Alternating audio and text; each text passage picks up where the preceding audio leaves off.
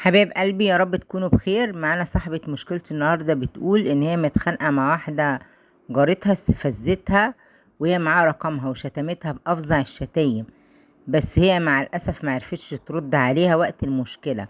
بتقول والله العظيم كان لساني من الصدمة متلجم، وبعدها لقيتني كل ما افتكر الشتيمة افضل ابكي ومن القهر والوجع، لاني عملت فيها خير كتير وردتهولي اهانة ووجع. بعت على رقمها رسايل وشتمتها بصراحة علشان ارتاح، لان كان نفسيتي تعبانة، والرسايل من رقم الشخصي. بس الغريبة ان هي ما كانتش بترد على الرسايل ابدا.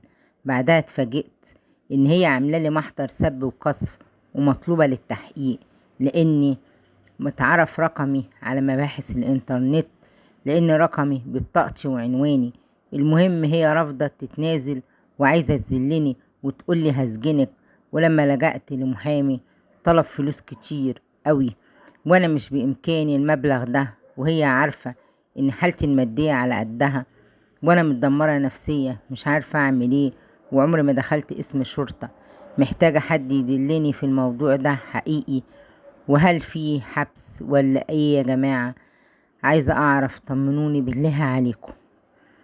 انا رأيي ان انت تروحي الشركة اللي فيها الخط بتاعك وتجيبي المكالمة من عندهم وتاخديها واعملي لها محضر زي ما هي عملت لك محضر، لان انت بتقولي ان هي شتماكي على نفس الخط، بس انت ما رديتيش وما عرفتيش تردي.